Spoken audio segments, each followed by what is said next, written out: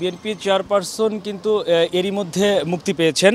আমরা যেটি জানতে পেরেছি যে স্বরাষ্ট্র মন্ত্রণালয় বিভাগের একটি প্রজ্ঞাপন জারির মাধ্যমে সেটি আমরা নিশ্চিত হয়েছি এবং যেখানে যেটি প্রজ্ঞাপনটিতে বলা হয়েছে যে সংবিধানের ৪৯ অনুচ্ছেদের ক্ষমতা বলে মহামান্য রাষ্ট্রপতি বিএনপি চেয়ারপারসনের যে দণ্ডাদেশ সেটি তিনি মুক্ত করে তাকে মওকুফ করেছেন এবং খালেদা জিয়া এই মুহূর্তে তিনি কারামুক্ত। তো এই খবরটি ছড়িয়ে পড়ার পরেই কিন্তু তার যে গুলশানের দীর্ঘদিনের যে বাসভবন সেই বাসভবনের সামনে কিন্তু বিএনপি নেতাকর্মীরা আসতে শুরু করেছেন।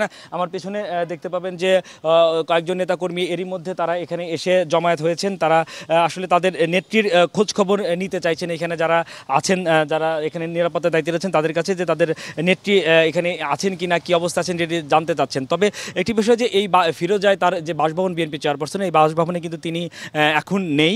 তিনি রাজধানীর একটি হাসপাতালে চিকিৎসা নিচ্ছেন। গত মাসের 7 তারিখ ভোর রাতে তিনি অসুস্থ হয়ে পড়লে তাকে এইখান থেকে দ্রুত হাসপাতালে নিয়ে যাওয়া হয় এবং সেখান থেকে কিন্তু তিনি এখন পর্যন্ত সেই হাসপাতালেই চিকিৎসাধীন রয়েছেন এবং সেইখান থেকে তিনি কখন ফিরবেন, কারামুক্তি হয়েছেন কিন্তু তিনি কখন ফিরবেন সে বিষয়ে কিন্তু এখন পর্যন্ত আমরা সুনির্দিষ্টভাবে জানতে পারিনি।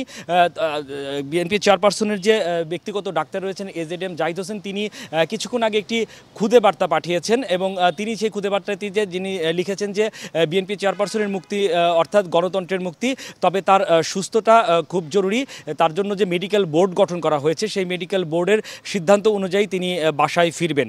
তো তিনি এখনও বাসায় ফেরেননি, তিনি এখনও চিকিৎসাধীন রয়েছেন। নেতাকর্মীরা তার ফিরোজার গুলশানের বাসভবনের সামনে জমায়েত হয়েছেন। তো এই ছিল আমার কাছে গুলশান থেকে।